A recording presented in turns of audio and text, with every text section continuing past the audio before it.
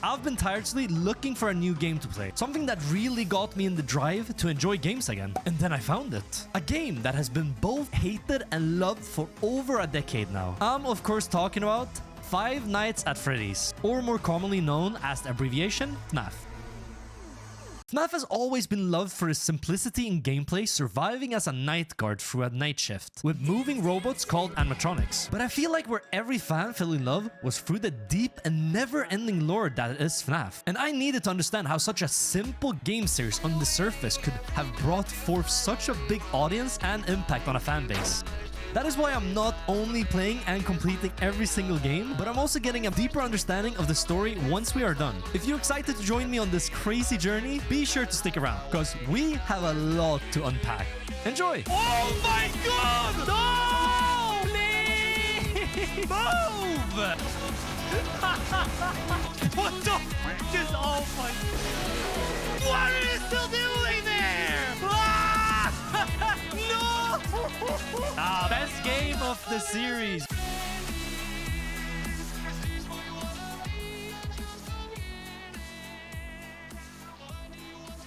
Welcome back to the channel. The year is nearly over, and so is the marathon on my main channel. It's been great, and I hope you guys enjoyed it too. And if you did, do not forget to like and subscribe. I really do appreciate all the support. But today we are reacting to all the lore that has to do with FNAF. After playing all the games, it's finally time to know more about the lore. So I hope you guys enjoy it. Not in the 1980s, or even in the 1970s, but all the way back in the 1930s. It was the throes of the Great Depression, and people were in desperate need of cheap entertainment, especially in Utah, one of the states hit hardest. I feel like the FNAF lore goes so deep that it actually feels like a real story and not just game with highest lore. unemployment in the nation and full of transients. People looking for work in Salt Lake, finding none, and ultimately moving on to find their fortunes out in California. People were tired and they were hungry, but as they traveled, there was one thing that could lift their spirits. A simple roadside attraction called Fredbear's Singin' Show. The ads were plastered all over town, featuring an animated bear drawn in the popular pie-eyed cartoon style for characters at the time. He resembled cartoons like Mickey Mouse, Felix the Cat, Betty Boop. It immediately said that this, Fredbear's, was a place where you could bring the family. And the price, honestly, couldn't be beat. For 50 cents, you could get food and entertainment as you watched the local trained real-life dancing bear perform on stage. Normally, you only got to see dancing bears at...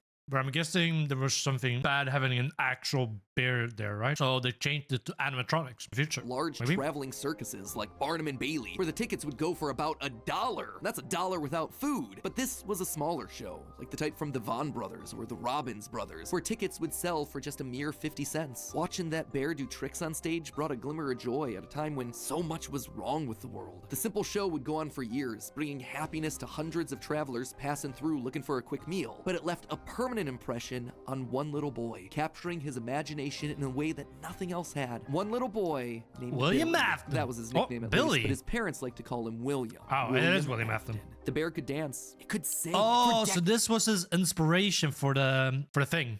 He saw the joy in this and wanted other people to feel the same. He like got fucked up. We're gonna probably see how, right? Bringing a musical bear to life, but how? William was smart, without a doubt, and he had a keen mind for business, but he wasn't the most creative. How do you make a singing, dancing bear come to life? The best he could do was using rudimentary costumes. William was inspired by the work of Walt Disney, who throughout the 50s and 60s was pioneering the use of mascot suits throughout his theme park. The big innovation? Suits with 5 fingers. This allowed the performers wearing the suits to use their natural arms and hands to interact with the guests, as opposed to the older models where the arms would just... Did it start with just costumes and not animatronic? With a simple mascot suit, he would be able to realize his childhood dream. He would be able to bring Fredbear to life. To appeal to the kids, and for copyright reasons, he changed Fredbear from a realistic brown animal to a cartoonish yellow bear with a purple hat and bow tie. But feeling like one character wasn't enough, he added another friend, a yellow rabbit with a purple vest and matching... And they all have like different personalities, so like the kids can actually like connect with them more, right? Bonnie the bunny. Well, Fredbear was certainly because they all his first work love. in very Bonnie different was ways. Extra special because that was his. It was an original character that he had created from scratch, and I do mean scratch. William's hand-sewn costumes were rough with seams and stitches visibly showing, but it was the best that he could do. And you know what? It was just enough. Bonnie and Fredbear would perform on stage to small but enthusiastic crowds. Finally, he was able to deliver fantasy and fun to all the kids, delighting and inspiring them in the exact way that he had been delighted. So William Afton was actually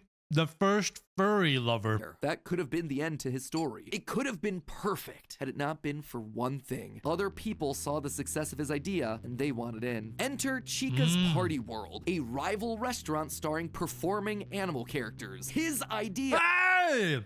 They took Chica from him. Except they did it better. William may have been the first, but obviously he wasn't the best. It hurt the prideful William Afton to admit it, but this Wait, so William did not create Chica. Did he just steal the idea of Chica later? always wanted to do. Make the animals actually come to life. All of the performers in this restaurant were robots. Simple Oh. metal skeletons that were powered by battery packs. But Oh, he saw them did this and he had to one-up them. Almost like living to creatures, freely almost like the turn and talk animatronics. and dance on their own, no human required. It was like magic. Magic that Oh. came from the mind of a brilliant creator named Henry Emily. This Henry, in Henry Emily. Is Emily a last name? So you're telling me Henry Emily is actually more big brain than William Afton? some small way had been able to harness the power of life itself. Afton admired him. He was jealous, to be sure, but he also looked upon this man with awe. Off to one side of Chica's Party World was a small cabaret stage featuring an elephant magician. On the other, a hippo known to ramble on and on. That one was more of a joke for the parents, but it was the main stage that was for the kids. A rocking band of characters featuring a yellow chicken thing with a southern drawl named Chica, backed by a band of other country-themed characters, including a pig with a banjo, an upbeat frog from the local swimming hole, and a brown bear with a heavy southern accent. Oh, they're doing the exact same thing he was doing.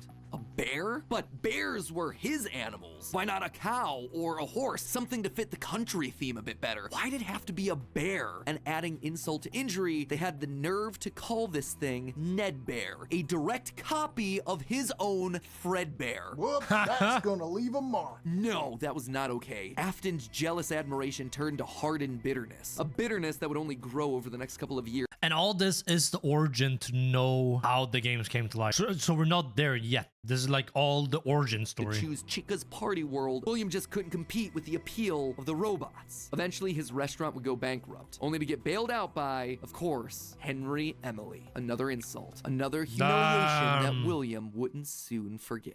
That's messed up. 1979. Despite being bitter, Afton couldn't deny that what came next was a period of massive success and expansion. With the two franchises now merged into one, it was the best of both worlds. Afton's ideas with Henry's robotic expertise. The two men decided to launch under a new name, Fredbear's Family Diner, a pizza chain that would eventually come to feature a mix of humans in performing suits as well as on-stage animatronics. They decided to stick with Fredbear as the headliner, considering the yellow bear was easily identifiable as a brand and because he was the original performing animal mascot. Afton appreciated that. This new restaurant would also see a mix of characters as the two franchises merged into one, with Pig Patch and Happy Frog performing right alongside Fredbear and Bonnie. And Oh, why is Bonnie like this though? Is this like actually Vanny instead? What's the deal? What does it? Why does it look like this? And these are not like actual main characters like Chica and the other ones. Why are they here? as Deal part of with this that. one big Fredbear family, they even got themselves official merch that were released, ranging from masks to magnets. The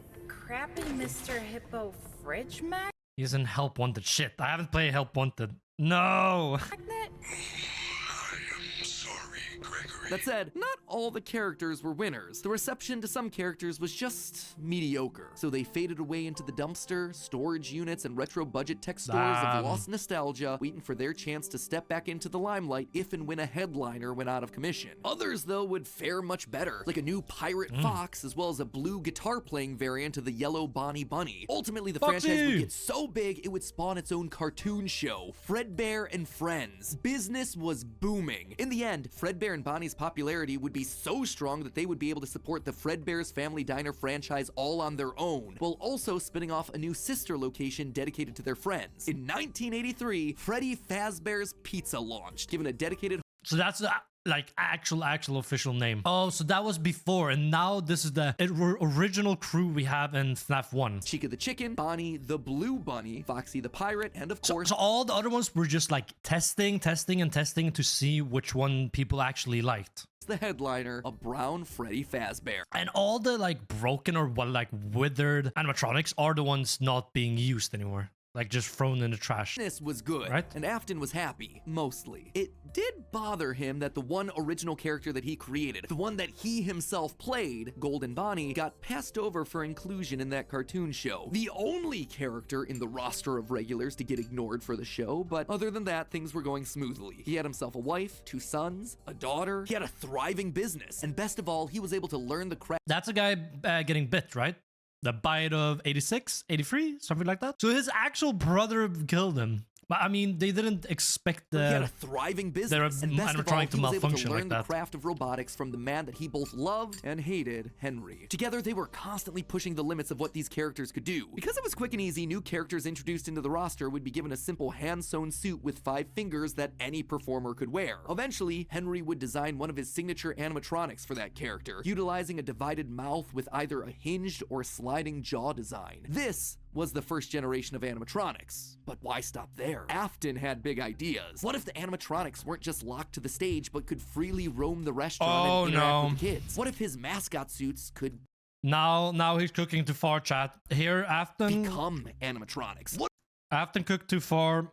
No. All for the money and restaurant fame. interact. What if you could use more than just rigid metallic skeletons? Why not experiment with tubes and wires that would give the animatronics fluidity and flexibility while still providing structure? The possibilities for this technology were endless. Afton fell in love with robotics. He had started with a dream of bringing one simple singing bear to life, but with robots, he had stumbled across the tools that gave him the ability to He took it too far. control life You just took it itself. too And thanks far. to Henry, he was practically speedrunning his way to an engineering degree. And while William wouldn't admit it out loud, one other thing that kept pushing him forward was the desire to beat his former rival, to prove himself smarter and more capable, to surpass the man who everyone else considered to be a visionary genius. So William Afton got like no recognition for the things he did. So this Tragedy Henry was got about to all the thing. strike. Okay, so that brings us to the end of part Oh, 1 of this so did he want like revenge on that him? said 80s without him just being extremely old. Best case scenario, if Afton's running the singing show when he's 18, that still puts him at nearly 70 when the first pizzeria opens and his murder spree begins. That just doesn't make a lot.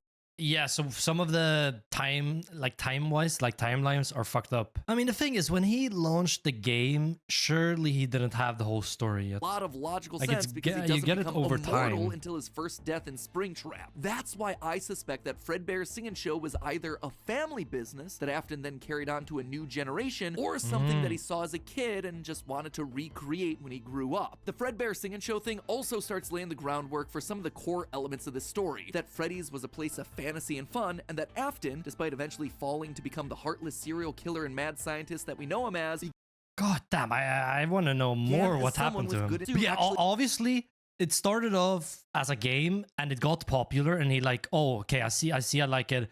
Actual money grab. Like, Scott is not that far away from William Afton. Let's be honest. They just keep going, keep going with everything because there's money in it. But yeah, I think that's why they saw like the opportunity and like just did Really says even more a lot. in-depth story, because that makes more people more entertained in it, like, and actually about watching all his of it. emotional attachment. Yeah, these feel so like mid. All these animatronics feel so mid, Important chat. role in Am the I wrong story for than saying just that? being a history of Chuck E. Cheese, with 2 rival restaurants. Yeah, Chuck E. Cheese is really fucked. Like, the actual story of Chuck E. Cheese. That's as close as you get to FNAF in real life, right? And it was this very passion that would mutate, twist, and morph from here on out in the story. Because with life, there is inevitably death, something that Afton would become intimately familiar with. But before Afton acquaints himself with death, I want you to take some time to acquaint yourself with our newest channel, Eddie and Mr. It All. And I was Bat other to A. This is Russian. New epic conciliation world that Please, I want to just listen to it. 1983, Thank business you. was booming with 2 whole restaurant franchises running, Fredbear's Family Diner and the newly opened Freddy Fazbear's Pizza. Together, William and Henry had been able to take the hybrid suit idea and make it into a reality. They called their new invention the Springlock suit, and fittingly enough, it was Oh, Springlock suit is the one that actually crushes you. But it is the one that looks more like an animatronic, but an actual human can be inside of it, right? I'm getting that right. If not, tell me what the symbolic spring of lock the is. partnership between these two men. A human suit as designed by William that could become a freestanding Henry-style robot. But because it was still new tech with kinks to work out, the rollout was limited, restricted only to the Fredbear's family diner location. All of this meant that William was busier than ever. He didn't have time to be a full-time parent, so he designed a nanny cam system where cameras and speakers were hidden throughout the neighborhood, as well as in his youngest son's favorite toy, Psychic Friend Fredbear. I mean, plushy Fredbear. But since cameras just weren't enough to raise a kid, he also left childcare duties to his eldest son, Michael. There was just one problem with that. Michael was far from the best babysitter. He tormented his younger brother by jump scaring him with a foxy mask and constantly left that's for him the fourth behind. one. William watched all of it from his cameras. Kids would be kids. Tomorrow was another day, after all. Except Michael's torment didn't stop. Bitter, angry thoughts would run through Michael's mind. Why did he have to be the one to take care of this whining crybaby all the time? It just wasn't fair. It was time that he got even with his brother by playing the ultimate prank. Chat, the spring lock is like a mixture of looking like an animatronic, but a human can actually be inside of it. But the problem with the spring locks is that like the intensity is too high and crushes you if they malfunction. Okay. And now we're gonna see like his first kid, we're gonna see him die.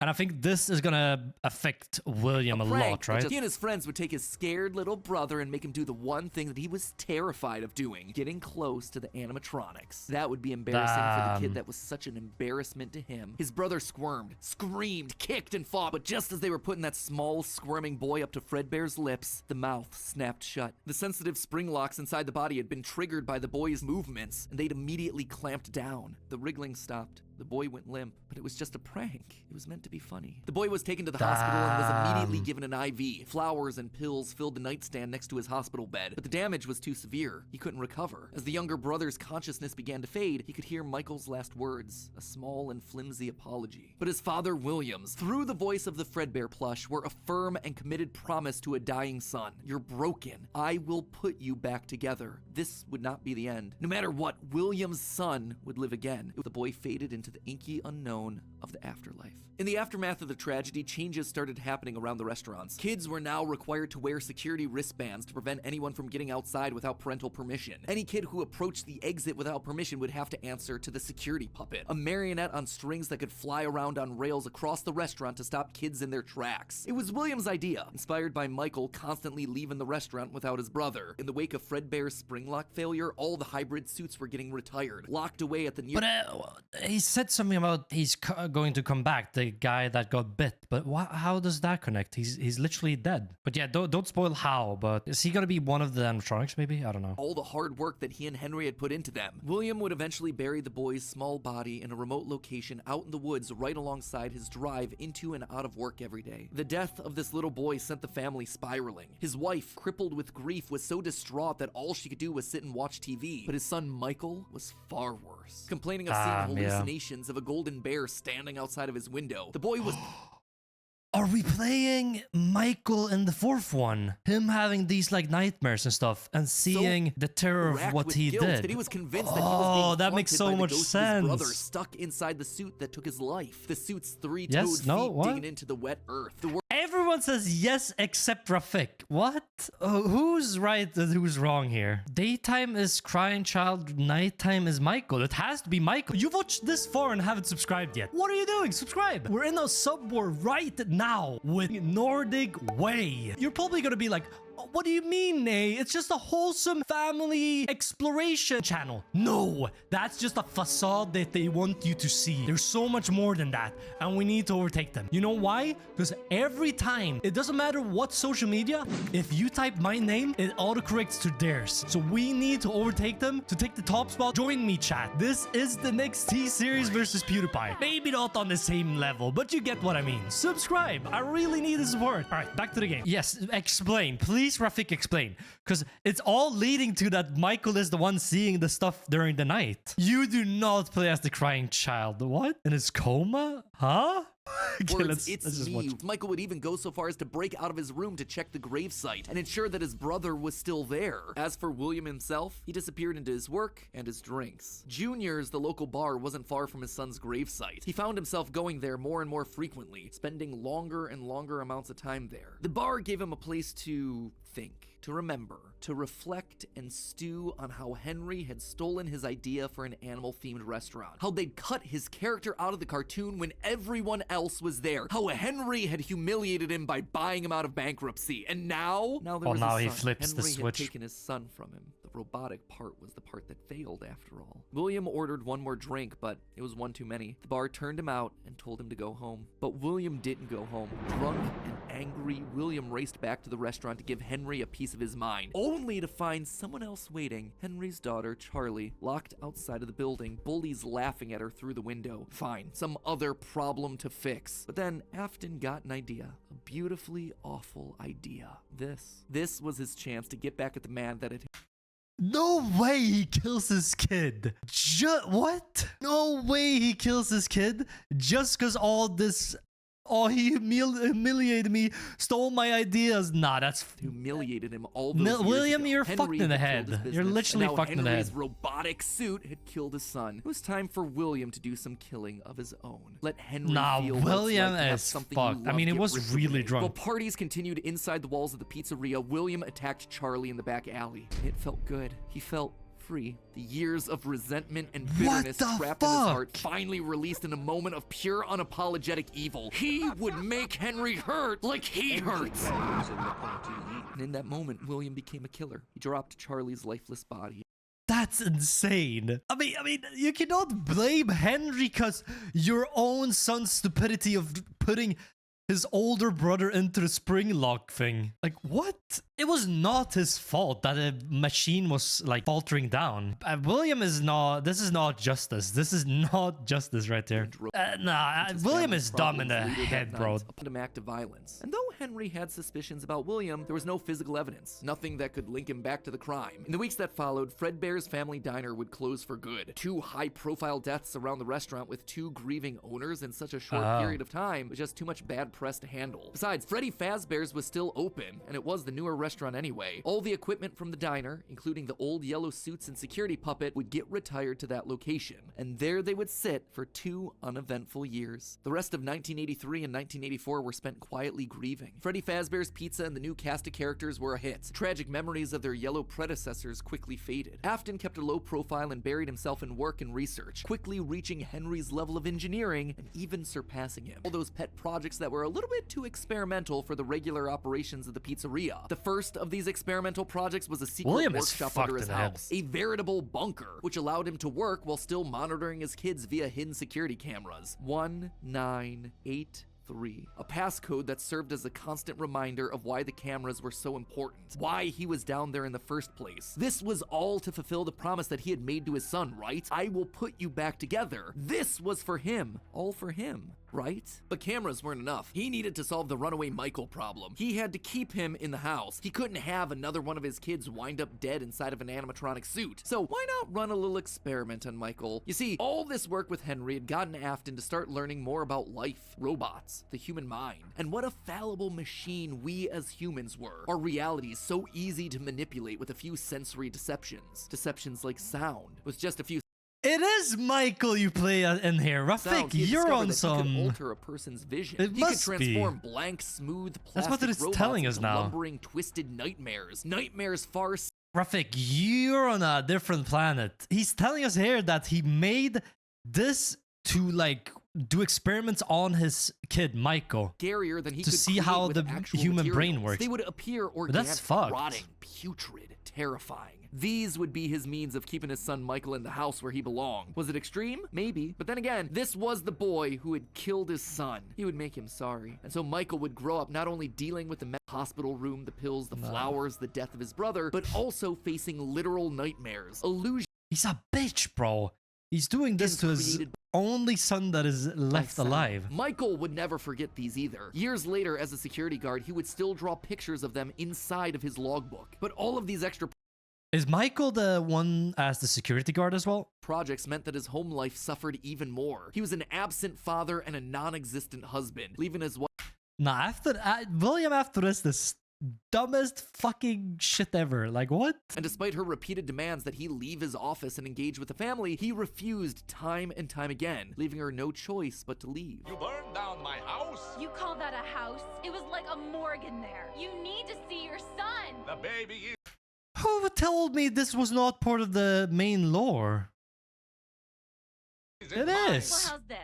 I'm keeping the diamond ring. And through it all, there was one lingering feeling. William wasn't done. He had gotten a taste of what it felt like to be unleashed, what it felt like to be free. Charlie's murder had unlocked something in him, and he wanted more. June 26th, 1985. Putting on the golden Bonnie suit, he lured children one by one to the back room of the pizzeria when no one was looking. At first, he was cautious. He would lure them with promises of cake and cookies. He told them that their dog had died. He would ask for help with homework. Susie was the first. You never truly forget your first. I was the first. I have seen everything. But where to hide That's the body? fucked. He couldn't sneak out. Someone would.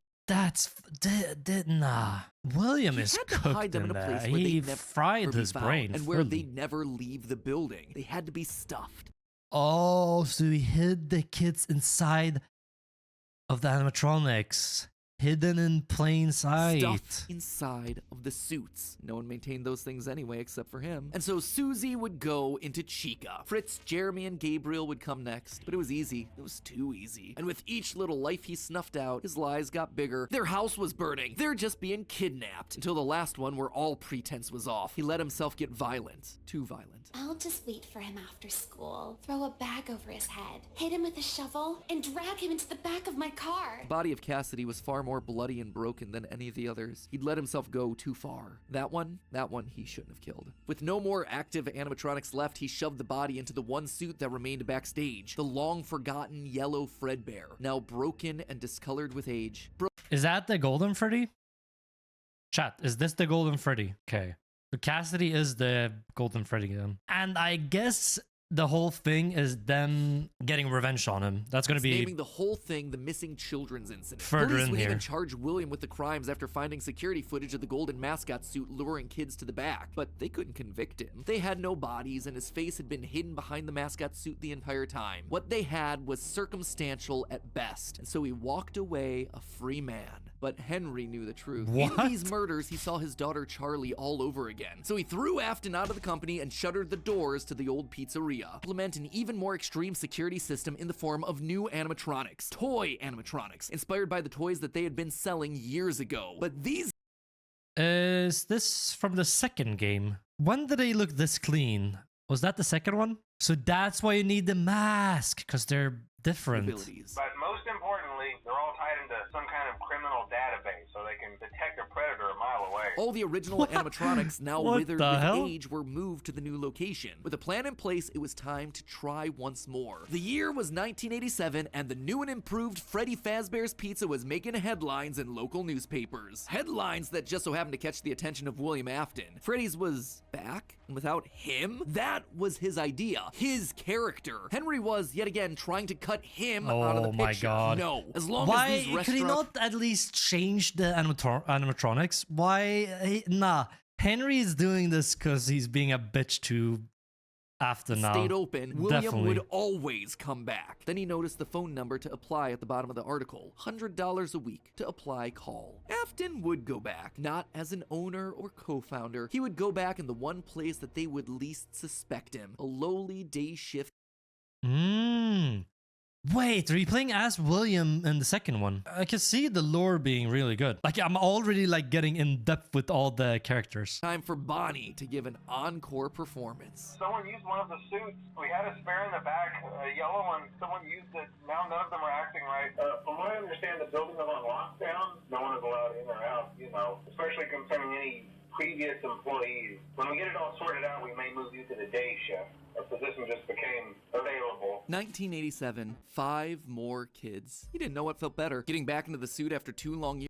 This guy has some fucked up brain. He can't stop killing kids. What is this? Oh my god. How did he even have kids? Years of waiting, or on knowing his how devastating own? this would be to Henry the next morning. He didn't even try to hide his crime this time, just meant more blood on Henry's hands. He'd failed to protect the kids again. The restaurant had only been open for a few weeks, but William was sure that this would get it to close. Good, if he couldn't have Freddy's, no one Like, would. what? Whenever a new pizzeria opened, he would be there. But as he sat in his bunker, something else started to linger in William's mind. He had seen something strange. The old withered animatronics, they had been wandering around the building, spurred on by the puppet. It was almost like those old robots were trying to save the kids. Save.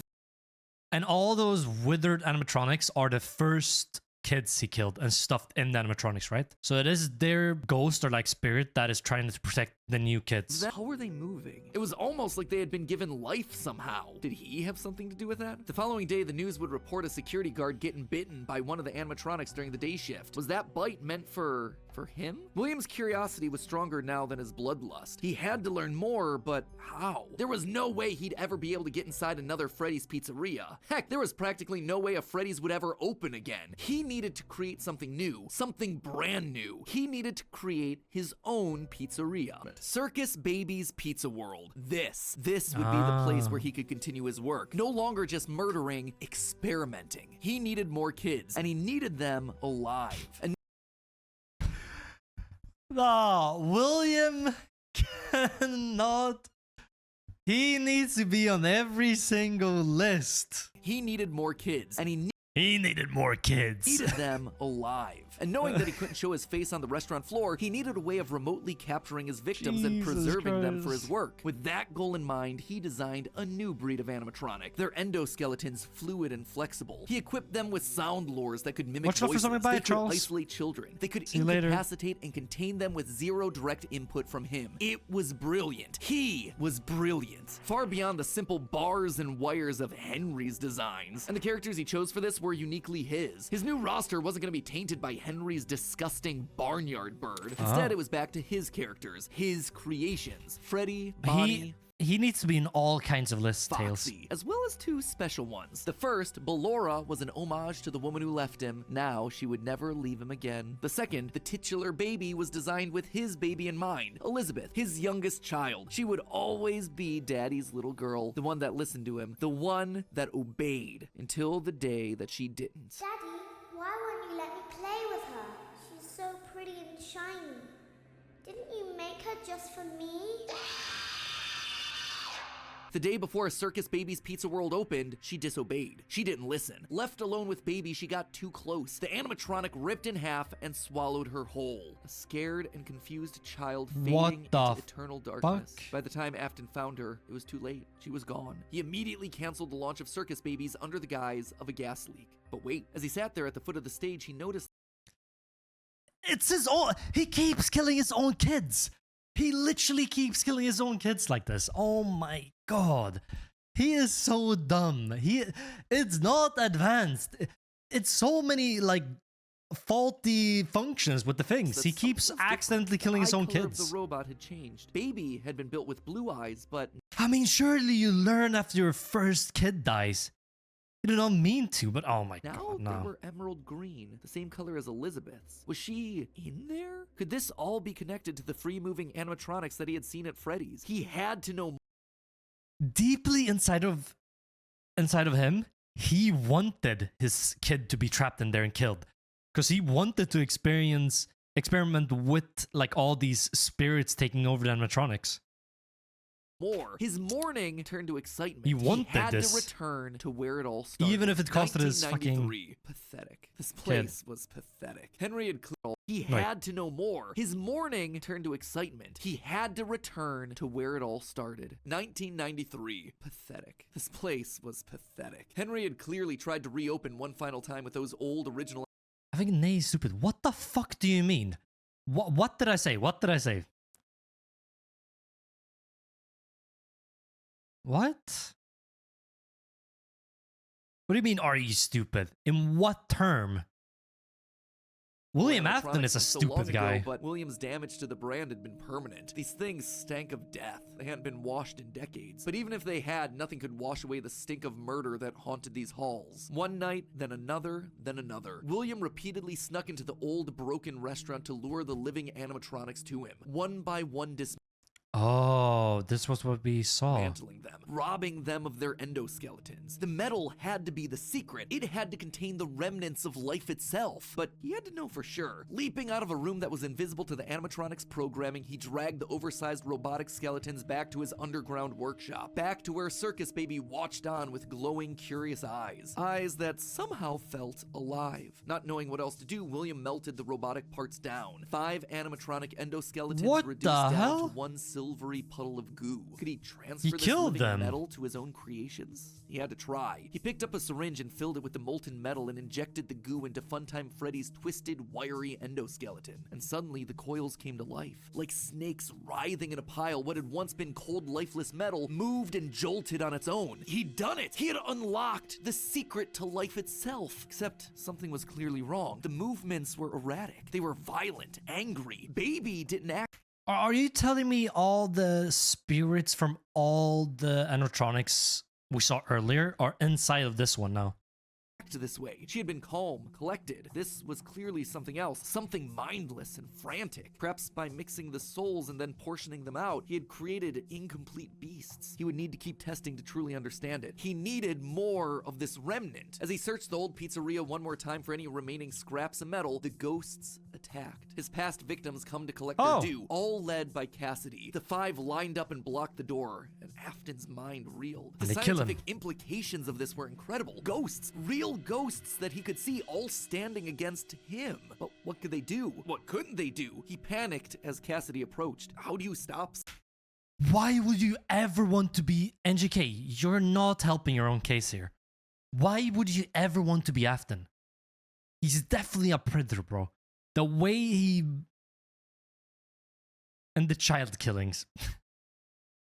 I would Something that's never want to already be dead. this guy. Maybe with the thing Never. that resulted in their death in the first place. He would get into his suit like old times. He would regain his power over them. Oh, so they tried to kill him, but instead they trapped him inside of the animatronic, and now Panicked as he's Cassidy approached. How controlling do you stop it. something that's already dead? Maybe with the thing that resulted in their death in the first place. He would get into his suit like old times. He would regain his power over them just like the day that they died. He was the genius. He was the one in the suit. He was the one in charge.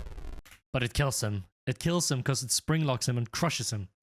The spring lock snapped into place. Maybe it was his frantic movements. Maybe it was the leaky abandoned restaurant. Maybe it was just fate coming to collect its due. He didn't know. The only thing he did know was that his brain was suddenly filled with searing white-hot pain as hundreds of metallic pins and gears stabbed into his body from all sides. All he could do was collapse, blood slowly oozing out of the suit and pooling onto the floor around him. It couldn't end like this. It wouldn't end like this. His work was unfinished. Unable to move, his only option was to survive, to live, to keep living. It took days lying in his own blood, but eventually someone found him, a security guard making a normal report. When he saw the animatronics torn apart in the middle of the party room floor, it caused him to file an immediate report of a break-in. An owner would have to come in and claim the damage, and who else would it be other than Henry? Hope jumped in Afton's heart. Henry would see him. They were partners after all. He would be the one to help save him, to get him out of this suit, to relieve him from this tremendous pain. Henry entered the secret room. His eyes fell on Afton sitting there in the pool of red, and Henry, saying nothing, turned Henry. and walked That's away. crazy. Inform all employees that due to budget restrictions, the previously mentioned safe rooms are being sealed at most locations, including this one. Nothing is being taken out beforehand, so if you left anything inside, then it's your own fault. Management also requests that this room not be mentioned to family, friends, or insurance representatives. And so there Afton would sit, hanging on for 30 years, trapped behind the walls. Oh, with an that's messed up. iron will that refused Being trapped and like crushed like that, being totally still 30 to years. die. So the next time we see Afton is in the third one, right? As he's playing as the Springlock.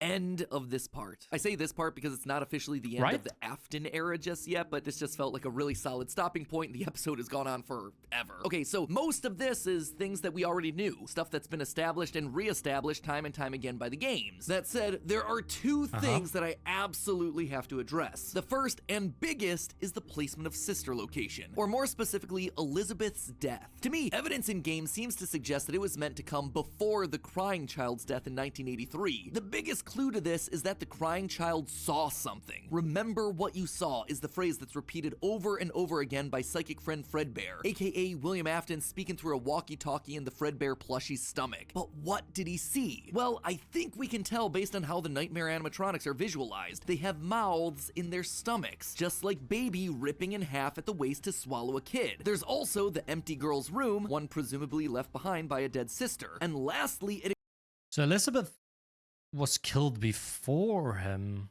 explains why he's scared, and more specifically why Afton wants him scared. He needs his kids to stay away from the animatronics. He doesn't want them getting too close, because the last time one of his kids got too close to a robot, his daughter died. That's so then Elizabeth why he was sets the up first the one. nightmares, to scare That both makes Mike the most and plausible the crying child away from the animatronics from that point forward. That's why books like the Character Encyclopedia outright suggest that we play as the crying child in FNAF 4. That's why he has a nanny cam following the crying child everywhere, so he can keep tabs on his kids when they're out of his sight. He can't let another Elizabeth situation happen. The death of Elizabeth also gives William Afton extra motivation for killing. He's a grieving father. His daughter was taken away from him, so Charlie should die as well. He's lashing out at crazy. the world after losing his Killing Charlie was kids. too far. And again, we know that at least one of his Did not children had stop to have there. died prior to Charlie's death, based on the mound of dirt that we see in Midnight Motorist. It also allows Circus Babies to open and close earlier in the timeline, which is how you wind up with Funtime Foxy appearing as Mangle in the FNAF 2 location. Basically, Elizabeth dying first has everything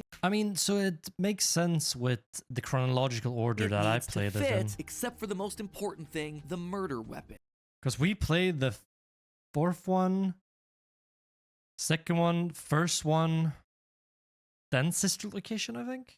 Why would Afton be building an animatronic with a giant claw in its stomach so early in the William timeline? is At this point, fucked. he just has no motive. It just doesn't make sense prior to 1983. At this point in the story, he hasn't killed anyone. And we know for a fact that the missing children's incident is 1985. So Elizabeth's death coming before any of those events just doesn't work. Hence why I placed it where I did. That was it. Next Chat, vid how is going to be into the the next pit next go into this? next Does it video go is going to into be any of the next video is going to be my actual main last story? video of the year. Or is it And just it is this, going to like, be oh, me people went ranking missing, so every they had to single close FNAF game down. that I played this year with the Into the narrative Pit. timeline. Afton's death here And is just to also a let bit you guys tricky. We know, that he next returned year to I very am mainstream switching breakdown content of a lot animatronics in order to aside harvest the their And I'm thing. trying We to know do that he melts more down five IRL things to stuff become one instead thing. of Candy Cadet just makes that focusing very on clear. game. So the five Hey! things Just are five focusing on endoskeletons gaming. from the various 'Cause animatronics. it That is would getting be totally boring fine if it and- weren't for one huge problem. On his fifth visit to the pizzeria, Afton gets spring It's hard for me So to. either It's hard for me to. all It's hard for me to put in the time and effort to edit something five becoming that I'm if it not is a enjoying. main lore thing, you cannot So have an opinion. next year I'm It is trying out one some way new stuff or on the another. channel, One and I hope you started guys. in And I hope you 1993, guys but are then excited for it. finishes So do 30 not forget years to like later and when he subscribe. reemerges from And the I'll wall catch you to guys add in the last next year. endoskeleton to his pile, Peace. or he's had himself some reason to return to the original location after harvesting all the stuff that he can. It's not ideal, but it's the one angle that makes the most sense. And with that, this next chapter comes to a close, thereby leaving us with 5 more games to cover and another 40 plus years of Fazbear history to recap. Ooh, when you put it that way, something tells me that this might balloon into 4 parts. Ugh, we'll see. Anyway, until then, my Faz heads, congratulations, you've made it through a massive upload. And hey, if you are still looking for more to watch, then check out Next one. Hello, Internet! Welcome to Game Theory and page 20 of our final FNAF timeline. This is getting ridiculous. Last time we covered William Afton's rise as a serial killer, how the loss of his young son in 1983 caused him to make one fateful Send it then. Send it. Send it. Is it part of the lore and stuff?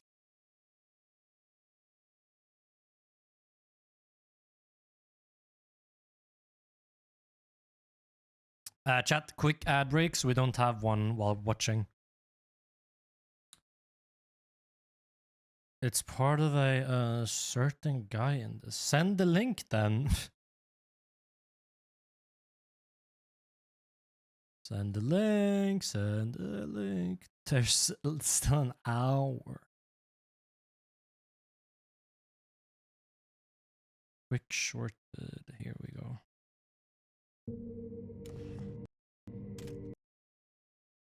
An interview with Springtrap.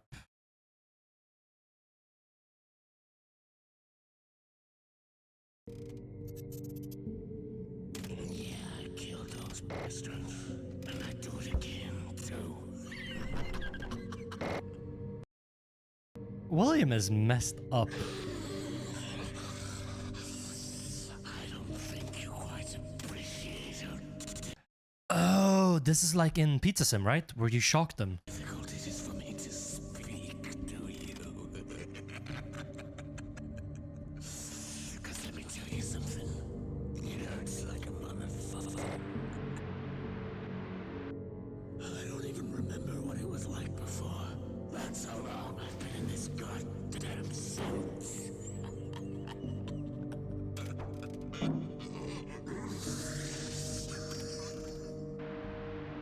Ooh. You know, sometimes the suit still goes off by itself. If you want a free token, give me a big old hug. You're the devil. Whoa. Okay. Chat, when did he create this suit though? Is this the original one? Or am I bugging? When did he create that one? Promise that would ultimately Welcome serve back, as Brother his Meath. driving force for decades. I will put you back together. Fueled by grief and obsession, Afton would lose himself in work and drinks. One night in a fit of rage, he lashes out against Henry's young daughter Charlie, his first murder. This moment becomes the first domino to fall in a long sequence Just of wait events until that Croton says he just made the games for the sake of it. And not for the lore. Yeah, Tails, it feels more like the... I'm just going off a limb here, but it feels like fans of the games felt so dried of the games that they had to force a story like this. It's a good story, but it feels forced.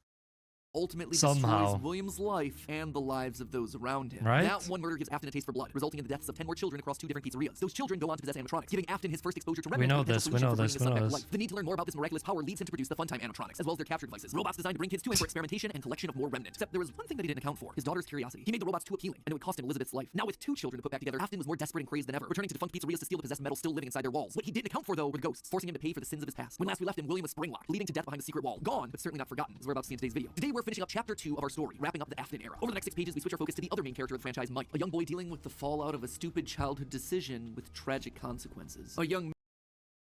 Oh, wait, chat. I know the movie is not like canon in the lore, but we are playing as Michael, because I do remember him like seeing stuff. And he's being traumatized. Is he gonna be the security guard? best described as... Because that's the only way he can live with it? collateral damage, caught in the blast radius of William's whirlwind of destruction. Now, before we begin, let me just rip off the band-aid now. We won't be finishing the timeline today. I know, I'm sorry, I wanted to, but covering FNAF VR, AR, and security breach wound up taking me an additional 9 pages of script. And I've already made you wait long enough for this part, so I just had to make the executive call to break this one up into 2. Don't worry, that part is already written, it is already recorded, it's just in the process of being edited. It is a hefty episode. So mark it on your calendar, that one's actually going to be going live on March 25th. It's also coming complete with a live talk back where we go back over everything from the past couple episodes, as well as having ourselves some very special guests. So overall, that one should be a lot of fun. Fair warning though, the conclusions we've reached that solve security breach, they are controversial. I feel good about them. Like, I think that we've locked in on a lot of the answers here, but they're going to raise a lot of discussion. Let's just say that you're either going to love that episode or hate it. I don't really think there's going to be much in between on that one. Anyway, without any further ado, let's cover a chunk of the timeline that's a lot less controversial. Let's meet Mike. Mike? William Who's still wasn't Mike? back. Weird. Michael knew his father sometimes traveled for work, disappearing for days on end, but usually there was some sort of notice, a phone call, a post-it, something. It's not like Michael and his father were close, far from it, but as a household of 2 suffering men coping with years of tragedy and loss, there was at least some element of communication between the 2 of them. They were united by a name and a shared pain. This time though, things felt different. William had left nothing. His absence was longer. There were no check-ins, no updates, just silence. Something had happened. If there was one thing Michael knew about his father, it was that Michael went through the most. He's stupid as fuck. Oh, explain. What do you mean? What? Bro, that is not Michael. Bro, Nay has to be trolling. What am I trolling about? You're not even explaining yourself. Twilight Lover. Twilight Love. Welcome to stream. Welcome. Much love for stopping by. Bro, Michael and Mike is the same person. Yeah, no shit. No shit, bro. How should I have how do I know that without the lore first? Safety checks. But how the fuck would I know that if I haven't like known anything about the lore? Oh my god, you guys are brain farts. Careful and guarded man. He held his cards close to his chest, and as You such, guys, in nah. the event that something like this Some ever happened. keyboard warriors right here. Some keyboard warriors. I can see you on Discord and like Twitter after this stream, bro. Just typing away. Normally, his father kept his home office locked, but in the event Yeah, Michael went through the of most, an bro. unexpected, prolonged absence, All this with the nightmares, and now his fucking now his dad is gone for 30 enter years. his father's office and look behind an empty set of shelves mounted in the corner of the room. Rolling his eyes, Michael entered the office. Never fully understood how William. How's that? I've never understood how that is a diss, NGK. I get if you don't have a good relationship with your parents, that's fine. You can vent about that in here. It's fine, NGK. We all know you're like lonely now, but it's fine. Fine, it's fine. You can vent in here. It's okay, NGK. We got it. You're not alone anymore. Show me your friends. Don't pull up Discord. What? Let's focus with the lore here. You're rotting my brain now. Was able to spend so many hours of his days locked up in here. There was just nothing to do. Most of this place was empty. He dragged himself over to the shelf in the corner, expecting to find an emergency contact list, a family safety deposit box. But what he actually found there was completely unexpected. Father, it's me, Michael. I did it. I found it. It was right where you said it would be. The shelf swung open and revealed a giant industrial elevator, one that led straight down into an underground bunker. But that was impossible. Hidden inside his childhood home was a secret entrance. Oh, are you playing as Michael in Sister Location? To an enormous underground science lair? It didn't make any sense. Seriously, it didn't make any sense. And yet, here it was, mapped directly underneath the floor plan of the house that he'd grown up in, lost his brother in, been tortured in. Michael thought that he'd known his father, a prideful, sad, angry man with petty, everyday problems, but clearly, he'd been living with a stranger this entire time. His father had secrets. Suddenly, the days of William being locked inside of his office made sense. He'd been here the entire time. Where was here, though? Was this Circus Baby's entertainment and rentals? The Circus Baby restaurant always did seem to be a deeply personal project for father. A failure of his that cut unusually deep, especially after that first location had to be closed prematurely due to the gas leaks. After that day, father really did seem to change, to lose himself even more in his work. Clearly, the entrance he had found was some sort of secret back way into the facility, one that required crawling through vents to navigate. His father had been working here, but in secret. Why? And that's when he found her. At the end of the facility, Circus Baby, his father's pride and joy.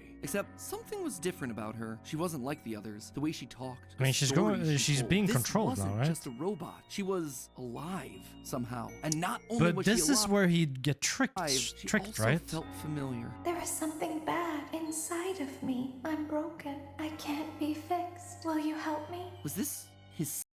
Because this is how we get tricked in Sister Location. We do all the things for Circus Baby, but at the end of it, it was not Circus Baby. Someone was controlling her. William's baby girl? But how? Why? What was this place? He dug around some old files and found blueprints outlining the features of these animatronics. Storage containers, voice mimicking, parental tracking. And was that it? Brother, why are you even, NGK, you're like 25. Why are you even this depth in like a kid's game? Child in Freddy's stomach? Was his father collecting and experimenting on kids? Were all the rumors that he'd heard throughout his past actually true? That the animatronics came to life at night? That there were murders done in all the pizzerias? That his father had somehow been the prime suspect in all of it? Suddenly, Michael's mind flashed back to his persistent Let's focus on the thing now. Had he been experimented on too? Tears stung in his eyes as anger Fear and confusion filled his body. His father's secrets were pouring out. William wasn't just a lame, overworked father. He was a monster, toying with life itself. Suddenly, everything no clicked. shit. He frantically looked around the room, blinking human heads on poles staring back at him. Green eyes, his sister. Blue eyes, his brother. Closed eyes, his mom. All just staring expectantly. These were meant to be human. William was working down here trying to make believable humans, literally rebuilding the family that they had both lost. The small little girl robot William is with crazy, their British bro. accents roaming the hallways Like, of what? this underground facility suddenly took on a whole new context. Hello in there. Is it the same person? Were those meant to be his sister? A replacement for her? A clone? Was William building clones of his sister? They seemed to know him, after all, to react to his presence. They were all there. Talk about it being too caught up in your own First, work. Like, but then Jesus Christ. They thought I was you. He always did have a bit of a resemblance to his father. Michael's mind reeled as the reality of Oh. his world crumbled That makes to sense. dust. No, he had to get them out of there. If this really was his sister, heck, if any of these things were human, souls, whatever remnant of the humans that they once were, they needed to be rescued. They always put us back inside. There's nowhere for us to hide here. Led by the voice of Circus Baby, he marched through the now empty halls of the Funtime Auditorium. He would lead them. He would protect them. And finally, he would be able to forgive himself for the killing of his brother so many years. Oh no, he got We were cooked in by the this scooping scooper. room now. The scooper only hurts for a moment. Scooper? That violent extraction arm? Michael had seen that one in the pile of blueprints. Something about heat rendering the magical silver metal inside useless. In reality, prior to getting himself spring-locked and put behind the wall, William's methods had become increasingly sophisticated, with a mechanized arm that could infuse new bodies with the soul. That is not his family. It's different when it's a robot and when it's a human being. William could finally give Like and what? take away life. The only thing he needed were the bodies. But William wasn't the only one looking for bodies, as Michael was about to learn. But if we looked like you, then we could hide. If we looked like you, Oh, hell then we no. would have Who is this now? Are we gonna get to know who this is? somewhere to go. Michael was going to be the hero to help these animatronics, all right. He was going to help the haunted tubes and wires of these animatronics escape. Oh, after this, it goes into Help Wanted. It's Mango? You sure? Just not the way that he anticipated. His sister had lied to him. Another game of pretend. The scooper plowed forward, digging its extraction arm into his body. As he heard his bones ripping through his flesh, Michael blacked out. But something is wrong with me. I should be dead, but I'm not. For the next several months, Michael's life was not his own. He was forced to comply with the tangle of wires and spirits that lived inside of him. His body felt like an overfilled balloon begging to burst as day by day, week by week, his flesh began to sag and discolor. He was a walking, talking, rotting corpse, alive, but wishing he wasn't. He was a puppet, a walking shell. And while he did his best to conceal his fate, there was only so much.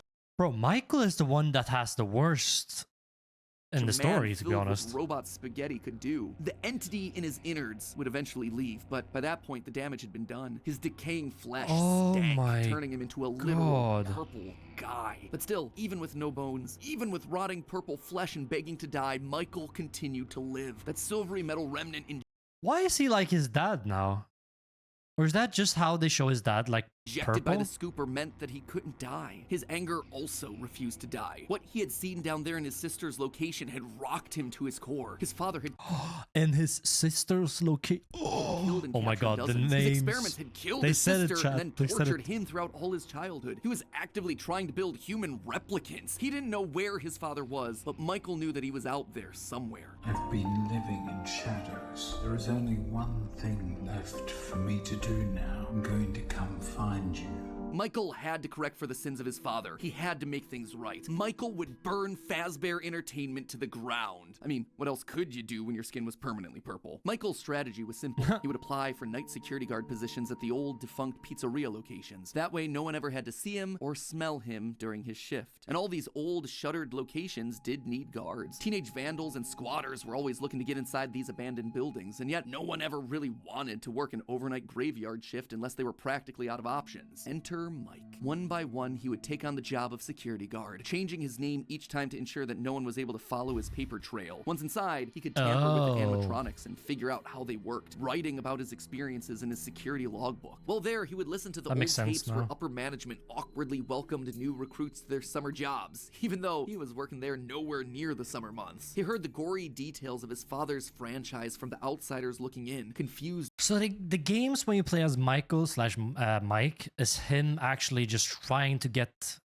clues of where his father is. Afraid about what was happening in the walls around him. Because he's just after like revenge for his dad's It's me things. appearing on the walls around him. The things Except he now, did. there was something else there. He was no longer alone. Another angrier presence was also in the suit, as if two spirits were forced to share the same body. And Golden Freddy would attack him now. It was aggressive. Its vengeance wanted to lash out at anyone with the Afton name, anyone who wore a security guard outfit. Over time, Mike worked his way through the old restaurants, the original pizzeria, the bigger, better Freddy Fazbear's. He spent weeks there looking for clues as to his father's whereabouts, and each time at the end of his week shift, he would then set the location on fire. Remnant can't survive high temperatures after all, so burning away whatever spirit-laden animatronics that still existed inside seemed like a winning strategy. All this revisiting of his past, though, was causing the nightmares to begin again. Hallucinations that brought him back to his childhood. The guilt around killing his brother. His dreams were oddly mixed with the shrill phone calls of the security guards. But it would all be worth it in the end. The goal was to eventually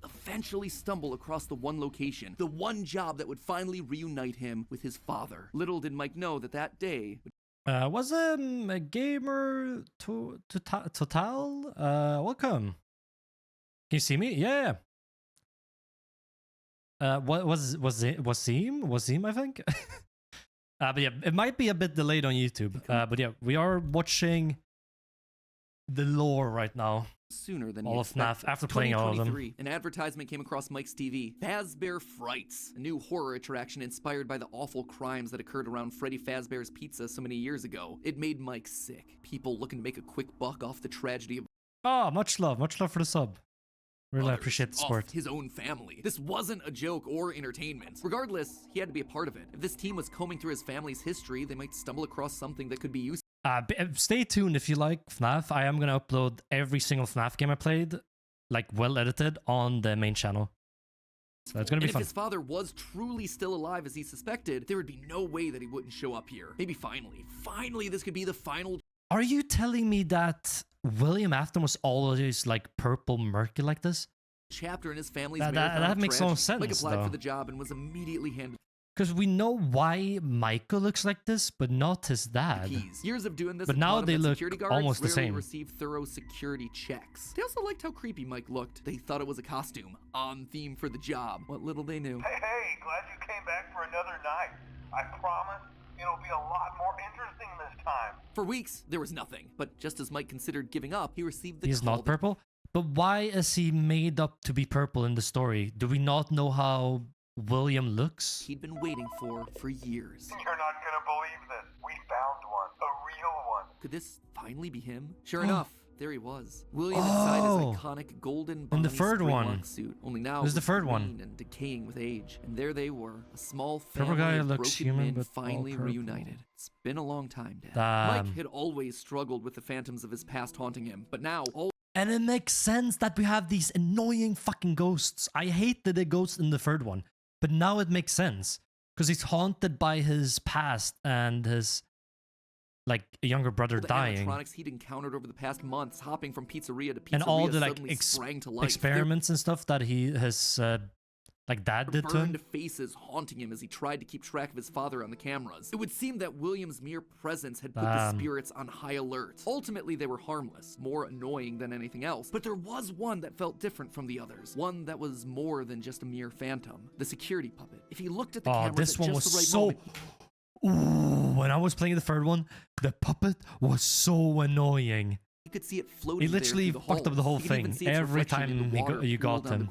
It would seem like he wasn't the only one there on a mission. While he was dealing with Springtrap, Michael assumed that this one was likely dealing with the spirits of this place, finally setting them to rest. Hopefully this means a happier day for all of us, Mike thought to himself. And in that moment, he felt the air around him release, like pressure being let out of a bottle. The building sighed, as if 5 spirits had finally been allowed to move on. He had the sense that his brother was a part of them. He rigged the wiring inside the building to misfire, and the dry, desiccated walls erupted the bird, the whole thing down. It is finished. But he always comes back, right, chat? It was not. Somehow, through sheer force of Yeah, will, Michael went through the Afton most. remained. He had survived, and Mike would need to find a new way of finishing off his father. Luckily, the solution would present itself later that year. Not from Mike, but from... Okay, after the third one, now it just feels like porn out. Now it just feels like a Marvel movie where no one dies. Because after the third one, now it just feels like a money move. Like, oh, William Afton, he should have been burnt and died in that location. But no, he's not dead, so we need more games. From another victim that had been left in his father's wake. We're talking about becoming a... It does not matter about the lore, NGK. I'm just seeing that it should have ended here. Fredbear Entertainment franchisee. Like, sure, you can have a different story spanning out, but why still have William there? Restaurant ownership and management. Something almost So this anyone is can do Pizza with Sim. a limited degree of success. You are now the face of the newly rebranded Freddy Fazbear's Pizza. Fazbear Dressed to impress stream when?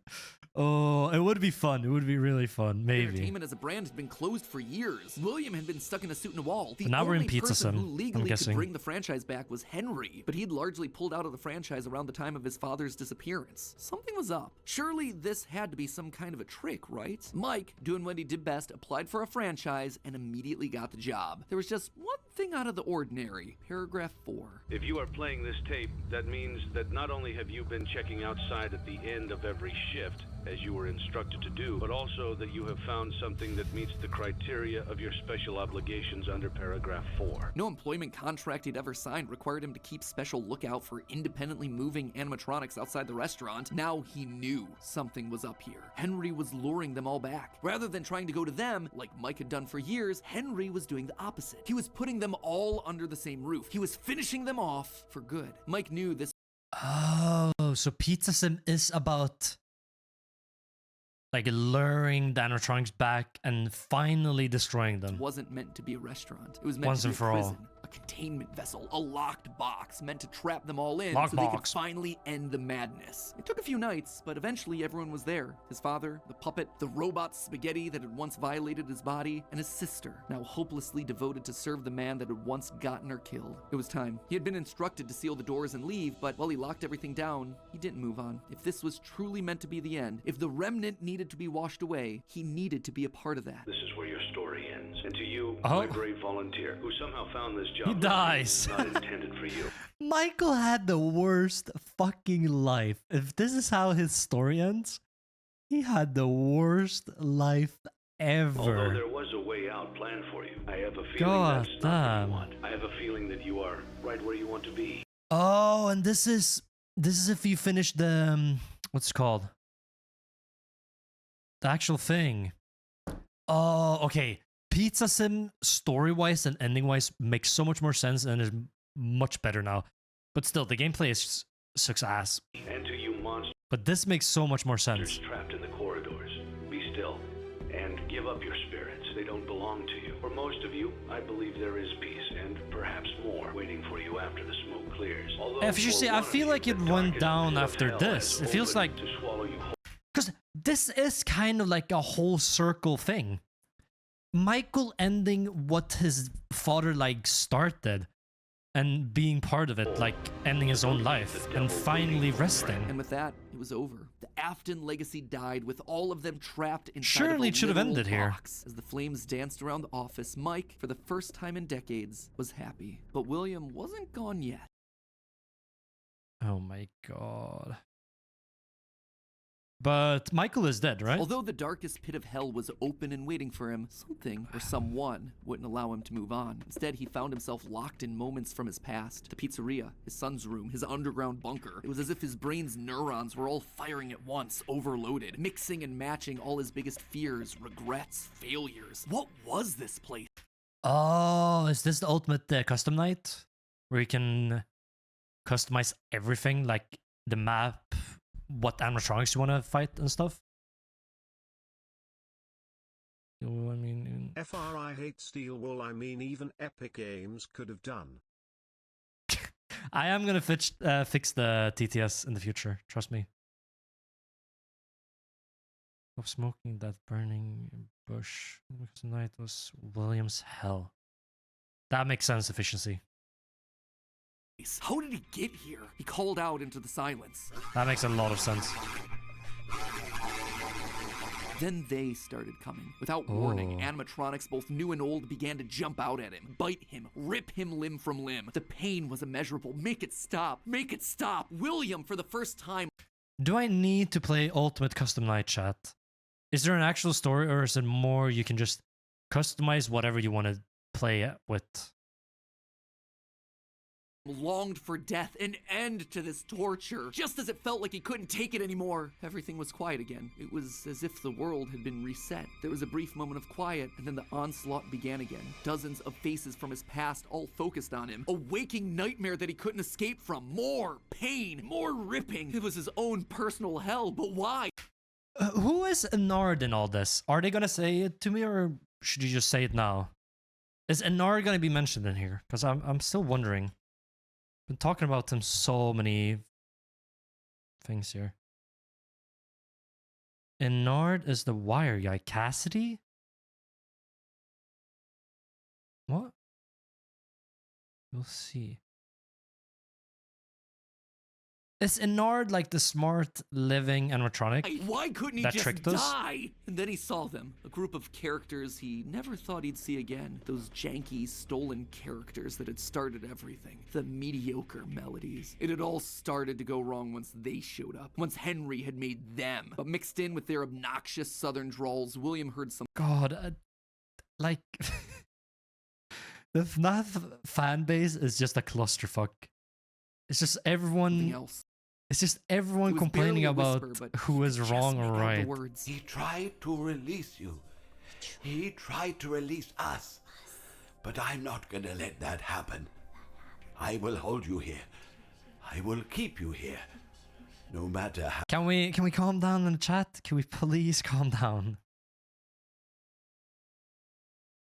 Don't play it if you don't want to do 50... What?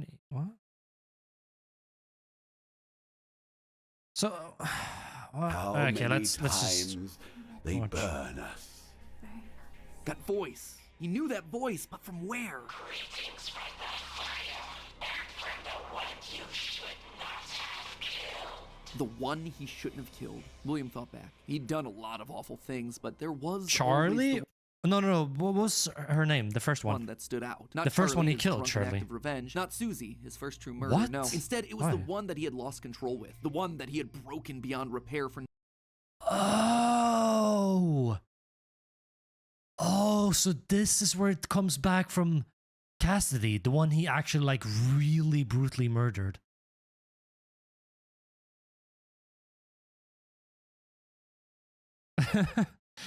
Chat is the most dead ever. I mean, most people is not here now when we're not playing anything. Just watching this.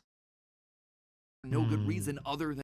I mean, trust me, Tails. It's better to be there than on Twitch right now. He could. The one that he'd stuffed inside the.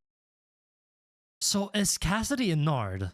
Is Cassidy and Nard different? I don't know. Golden bear that his partner used to wear. Cassidy. They were back, and now they were trying to punish him, to make him suffer like he'd made them suffer. It was almost like William and Cassidy's fucking Cassidy, souls had been locked together, fused by a collective rage and spite, each refusing to move on. But while Cassidy was so focused on taking revenge, they actually did the Cassidy is a girl. That's not a boy name. one thing that would be the downfall for so many others. They kept William alive, even though fire should have destroyed. Damn. So that is what Ultimate Custom Night is. It's Cassidy making him like being trapped in like in an eternal hell without being With killed. the remnant that was coursing through his being, Cassidy kept William breathing, paving the way for his escape. William's will was so strong, his soul so powerful that he managed to put a It's just about a lot of people yapping about who's wrong in the lore tales. part of himself inside the circuitry that housed the spring-locked suit, and there his consciousness lay inside a single circuit board. Honestly, one of the best looking animatronics is like that burned down Springlock, Nightmare Freddy. Which one? Those two are really good looking, honestly. Waiting for someone to find him and set him free. A person that no one would suspect. And this is where Cassie breaks the like security thing. No. Chat, is that it? Oh my god. Oh my god. So he let him escape from this eternal hell. That's crazy. It's not too far. William Afton deserved this. But after all this hell, Cassie accidentally opened the security breach. No one would suspect.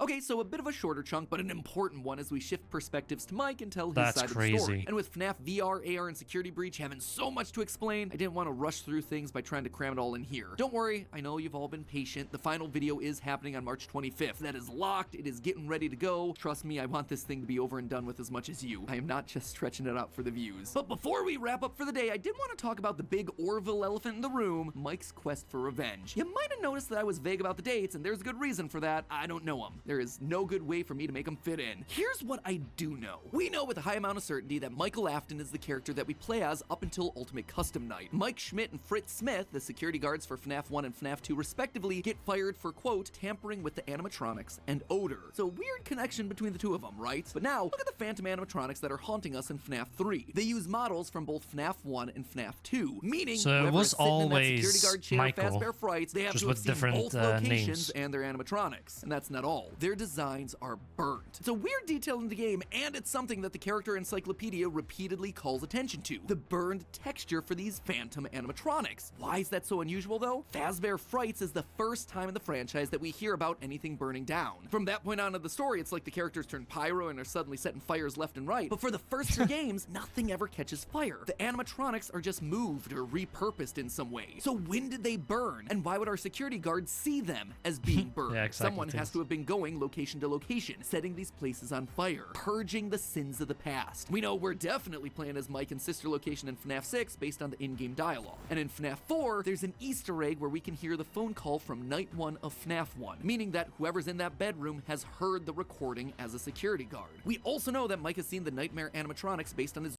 So it was always Michael having these like nightmares, but it was more William that did it to him to experiment with the human mind.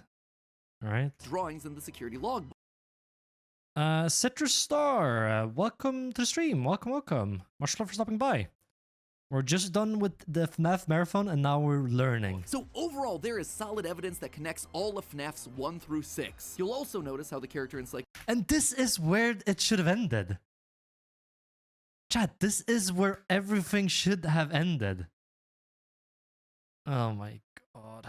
Encyclopedia doesn't have a page for Mike Afton. This thing has a page for Chocolate Bunny Bonnie, but not Michael. Surely, am I the only one that thinks it should have ended here? Would confirm too much of the theory. Or like at least short, turn to something else. Compelling and complete narrative. Mike as our protagonist and William, his father, as our antagonist. Mike accidentally kills his brother in Fredbear's mouth, which begins our story and sets William down his pathway of destruction. Mike is then haunted by the guilt of his past and is looking to make things right across the rest of the games. In Sister Location, he learns what his father's been up to and realizes what he has to do to correct it. After Michael literally had the worst life finish the ever. job in FNAF 3, he ultimately helps Henry end it all in FNAF 6. It is great. It is a clean narrative. There is just one problem: timing. Mike's quest can't really start until he's been down to Sister.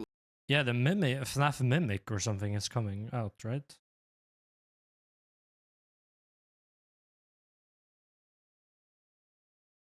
I mean, CR7, they're probably going to just bring back William Afton. Oh, William Afton is free now from his eternal The milking FNAF dry, yeah.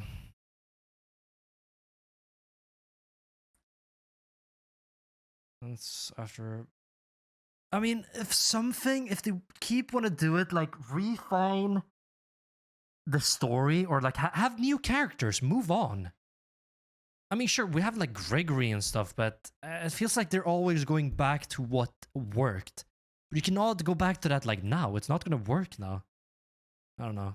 Seen Baby and gotten himself scooped. That's when he finds out about Afton's secret life. It's also when he's gonna start to smell because, you know, he's a walking, talking, rotting corpse. And we know that he's not going down into the bunker until the Funtime animatronics have been made, Freddy's has been closed, and Afton is out of the picture. That all should be happening post-1993, after William is sealed behind a wall. But that then presents us with a few problems. Afton has already dismantled the original animatronics as we see in the FNAF 3 minigames. How are those things getting burned if they're already deconstructed? But more importantly, we see FNAF 2 paychecks with the date 1987. That is way earlier than I think it can be. To be fair, Fritz Smith's pink slip on night 7 doesn't have a date, but it's a bit weird to say that the first few nights are in 1987 and then employee number 3 is hired on years after the restaurant closes. Anyway, just wanted to call that out because I don't have a solid answer for it, and I'd love to see your comments down below. And with that, my friends, this chapter comes to a close. We'll see you on March 25th for the grand finale as we cover the final 3 games in the franchise. And the Oh, so they do go into security breach as well. controversial answers we think solves what those games were trying to tell us. Until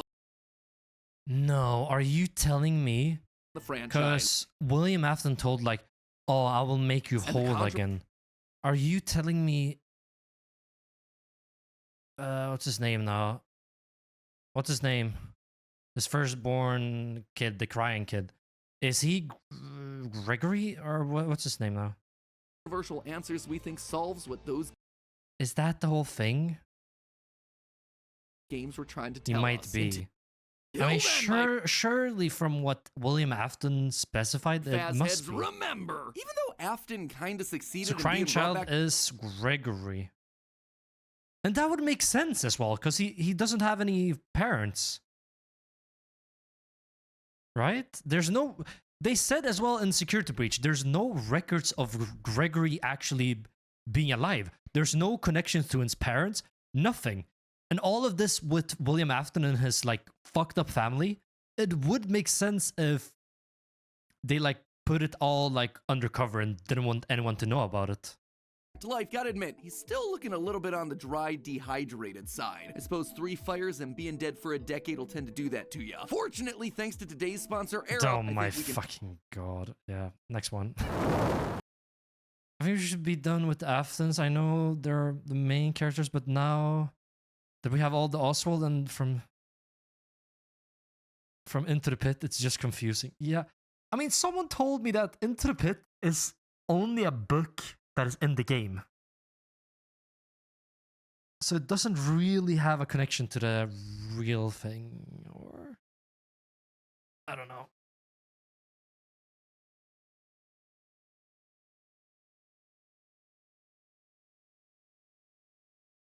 I mean, it literally felt like Security Breach was a useless excuse to get a cash grab out of people. Hello, Internet! Welcome That might to be just me, Game though. Theory, and the Where's the... Oh, no. final Chat, part of can my you hear FNAF anything? timeline where today we're bringing our story to a close by talking about the most complicated and controversial Oh, I part of fucked the up my headset again. timeline, the part that I've been dreading most of all, the end. The moment where we're finally forced to come to some definitive and difficult answers trying to explain what the heck we were watching in Security Breach. The last 2 episodes have been about death. The death of Afton's family, the deaths of multiple children, the death of the franchise itself as Mike and Henry. The thing is, chat, they might talk about it here, but is Gregory dead in the canon one? Because I don't think it is Gregory pushing down... What's her name? Cassie. I think he is dead.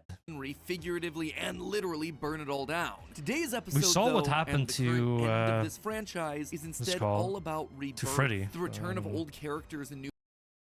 And oh my god, how can they fumble so hard with the characters as well? All the... Like, Security Breach is like an alternative for the next generation. Like, it's literally a kid's game compared to the other ones. Like the other ones actually has like difficult areas in it. But I feel like Security Breach is mostly a cash grab, but it also to like introduce FNAF lore or like the FNAF universe to a new like audience, and the younger controversial audience. rebirth of a franchise. Because look at this. How wait, entering the next era. How do you go from that? Wait, FNAF 1 poster.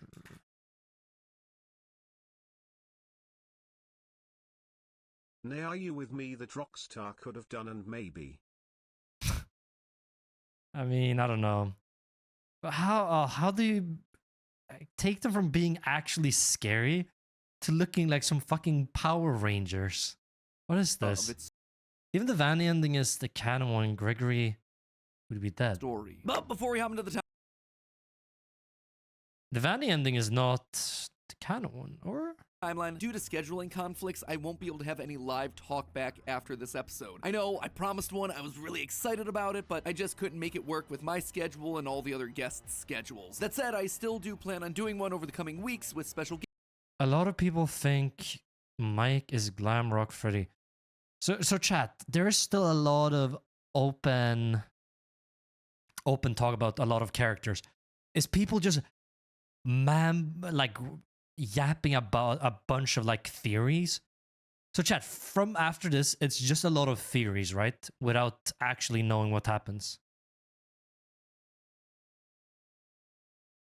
Guests, just make sure that you're subscribed and either have all notifications turned on, or Yeah, it is a bit confusing, and some parts are still like very open, right? Some parts are like very open-minded. You have to have your own opinion on them. Our community tab I feel like Fazbear Entertainment I don't know is though. dead. There is no need for you to return to work next week, as Fazbear Entertainment is no longer a corporate entity. This makes sense though that they have Pizzaplex now, because it officially closes and got scrapped in what's it called in the Pizza Sim. That's had been paid. All So now we have assets Pizzaplex. redistributed. The company was outright dissolved. Even the memories of the horrors that had happened there started to fade away in the public consciousness. The people. Princess Quest ending is the canon one. I don't think so. Efficiency. Isn't the main canon one where you fight Afton? Were gone too. William was dead. Henry was gone. A whole generation. Because efficiency, what's it called? The ending of Princess Quest ending does not make sense with the DLC, and the DLC has to be canon as a continuation of the story. And in when they fight Afton, the whole place like turns to shit. We see it getting like turned into chaos as we seen in the DLC, and we know Freddy and Gregory did not like escape from it. We saw like the whole place crashing down on them. So obviously Afton like closed them in there. Well, if the Afton ending is canon, why is Afton's room not burned? Which one? Huh? Queso category in ETI. That would be impossible though. How do you make such a big character in that game mode? It's not possible. I said if, yeah. And ruined, the place is burned and down to the Afton ending is canon one. Yeah, that's what I'm saying. The problem is if you finish Ruin with another ending, I don't want to spoil. I mean, they also tell you like in a note thing, oh, play Security Breach before playing Ruin to have a narrative experience. Narrative experience is like the main story then, because you want to have like the whole main story. So this got to be after Afton gets out, or like trapped. He's still trapped down there because he gets like escaped, or like what's it called? Casey actually like makes him escape in the DLC. But yeah, that one cannot be the one, because that's too happy ending. That it cannot be the one. Young Emilys and Aftons had lost their lives to the horrors of the pizzeria. All of them collateral damage to the man and the bunny. But Chad, what does Gregory and Casey actually has to do with it? I am guessing like Crying Kid is Gregory, but who is Cassie? Suit. Everyone the company had ever touched was dead and gone. Well, all except one. Pay your child support, you deadbeat! I'm keeping the diamond ring. I also set the house on fire! Clara Afton. She'd been there in the We go back to the wife. early days, back when things with William were good. They'd had the perfect home, a thriving business, the ideal family. But shortly after their youngest son died, things started to change. William... If the Afton one is canon, the underground area must be destroyed, but it's still up on ruin. I mean, it is kind of destroyed. That place was destroyed in Pizza Sim. That was the place getting burned down. If I have the correct understanding of it. I mean, it makes sense that he's still trapped. Chat, is Afton the one in the DLC hunting us at the end of it? The one that's tricking us that he is Gregory? It must be, right? Because we know for a fact that Cassidy trapped him in an eternal hell. And they pointed out here that someone in the future let him escape from this eternal hell. Right? In the Princess Quest ending, is there... We slay the glitch trap so that we see Princess sword stabbed in the arcade, which means victory. Let me watch this one, then we can talk about other stuff. His work, obsessive. She had watched him change from this irritatingly brilliant man that she had fallen in love with to a drunken monster struggling to hold himself together. And despite her trying to reach out to him in those desperate days, he was just too far gone.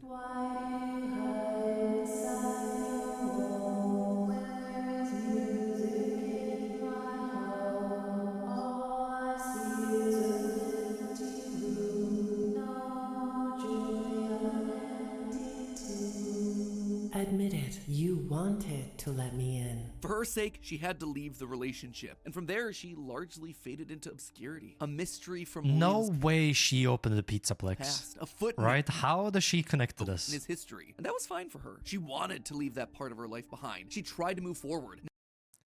But Laura's Afton wife? No. It's just... He created Ballora with... what's it called? Yeah, it's not his wife, but it is his understanding of his wife, because his wife left him, and Ballora was the closest thing he could have to his wife. So his wife was what's it called? Was like a big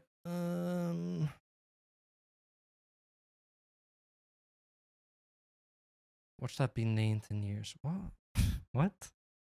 But yeah, Ballora is not his wife, but he made Ballora into what it is. Because he got inspired by how his wife was after she left. But it's Ballora's voice and singing to Mr. Afton's story. Yeah, it is his wife. Made as an animatronic.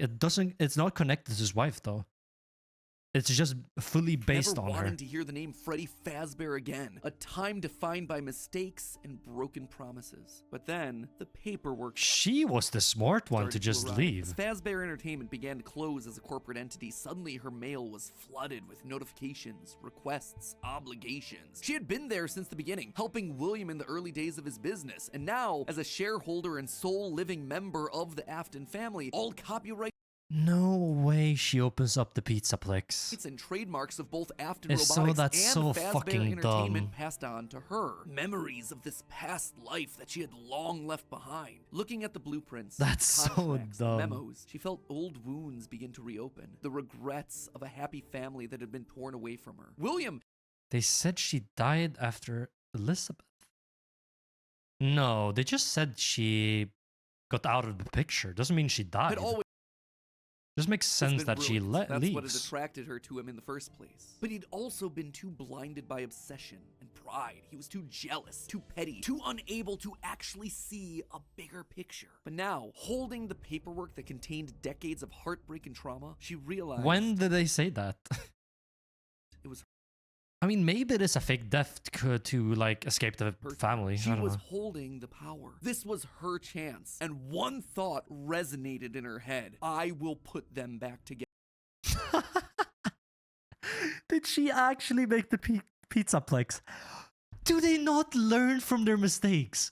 Does she not learn from the mistakes of her bad past? I will put There's them no all way. back together. She would be the one to rebuild.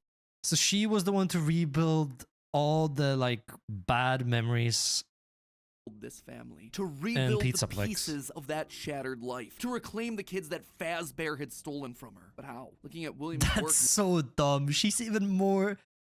His wife is even more now dumb laid than out him. before her, she knew that he had been That's onto so something, collecting dumb. remnant, robotic humanoids, digital conscience transference. The pieces were Yeah, all in this is place. dumb. They were This just is dumb. scattered, fragmented. It was almost like there were too many ideas going in too many different directions. It was such an important idea that she reiterated that point to herself. There were too many ideas going in too many different directions. That said, there had to be a way to save it all. She just needed to put it all back together. But how? To rebuild her family, she would first need to rebuild the franchise that had stolen them away from her. With ownership over the characters, their licenses, How would this make her family come back though? the technology patents, and the Fazbear Does she mean creating them as animatronics? I don't know. name, she converted the corporation back to an LLC, a structure for She literally went down the same route as smaller businesses William. that are usually Oh my family-owned.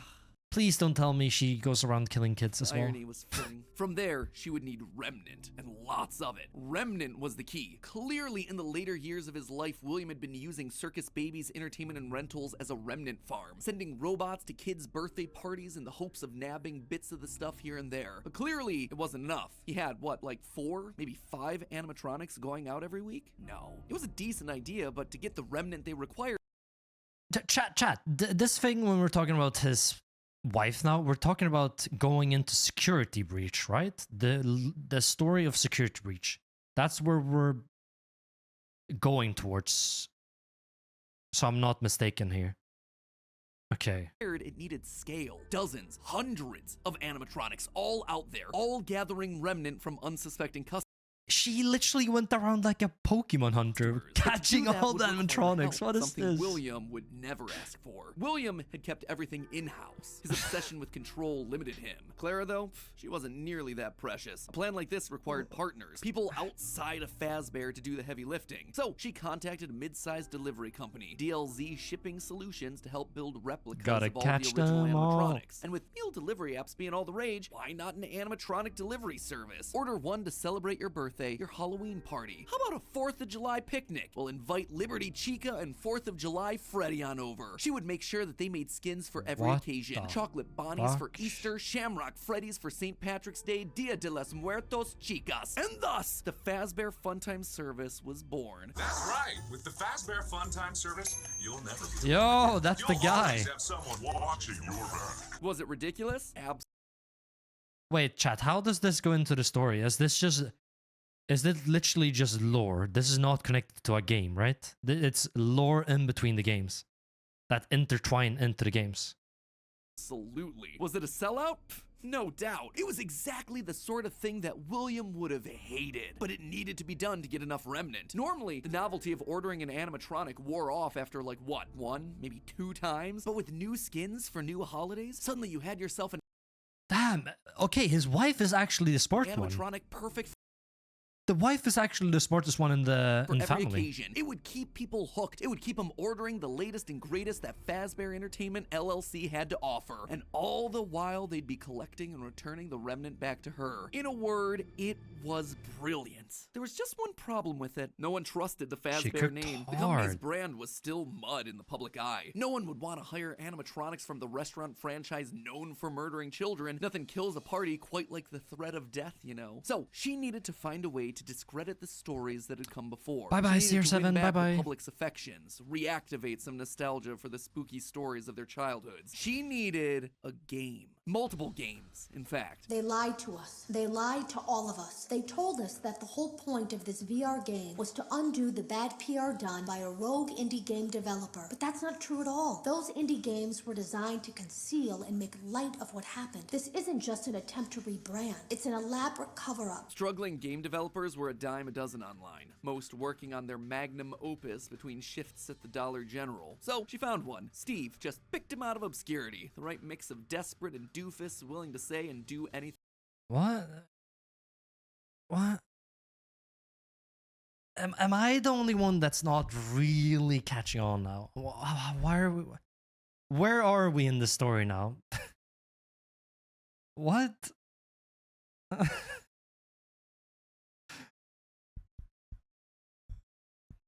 Is this the lore behind? I don't know. The wife hired. Oh. Boom. So this. Oh.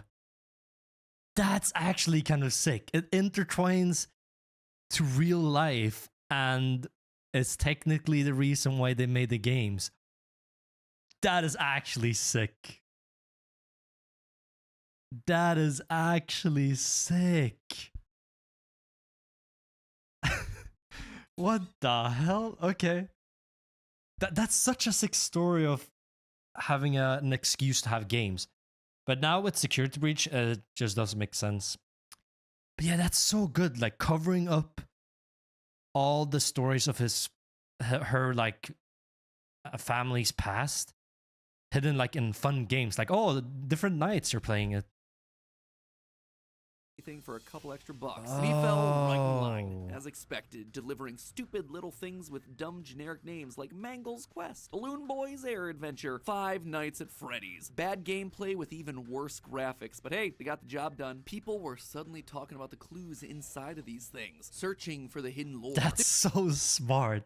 That's such a smart way of doing They were it. actively making jokes about dead kids at pizzerias. Her husband's twisted history of serial murder had suddenly been reduced to a mere Nancy Drew mystery. Chat. Scott, is he the one behind this story as well? That he like intertwined himself in the story as well, like he's the creator of the games in the story, but in real life as well. But was he writing the whole story before that? Bro, I don't even want to know what goes on in that brain. Holy fuck. That brain has to be fried of so many things, possibilities. Oh god, I don't even know where to begin. The plan had worked. Freddy Fazbear's was suddenly more popular than ever. Damn, so she... Shockingly well. Her takeover and reboot of the franchise was full. That's what I'm saying. He made the first FNAF game and saw that it actually exploded with popularity, and then made lore around it. Full and complete. Suddenly infused with cash, she built the largest, most ambitious project yet. The mega... Oh my god, this makes so much sense. Pizzaplex. William had always been so visionary, but always thought so small scale. He was careful to a fault. Not her, though. She knew that this latest project Oh my big. god. It needed to be flashy. It needed to be a palace for children. That's insane, actually. That's gonna be like the most thing for fans. Like, oh shit, now after all, like, the games, but not really the games, but the actual story, now she hired him to make the games as a cover-up. Like, what? That's actually sick. A place that got people talking and checking out the latest in Fazbear products. So with a steady supply of remnant... As far as it got to that point, I was like, okay, it is a good story, fine. It's nothing like groundbreaking. It's just a really detailed story of a family, but having it intertwined like that, oh, that flowing in, that's finally time. stopped here. The stage was set. It was time to get to her real goal, literally rebuilding a family.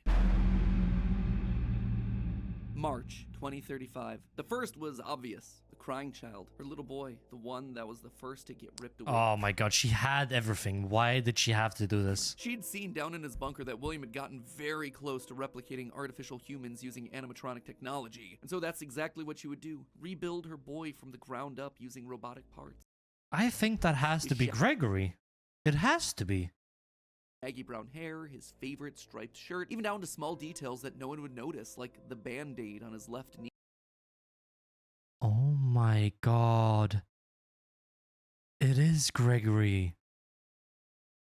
That makes... Oh my god. Boom. Wait, so Gregory is like the newest version of an animatronic.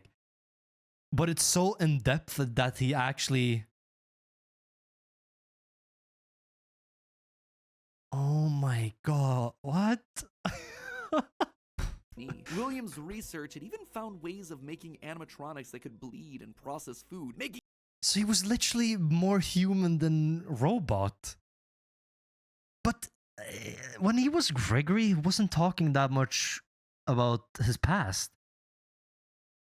But that makes sense as well, because his family's gone. But, wait. Yeah, maybe she just snatched all the memory and had him restarted.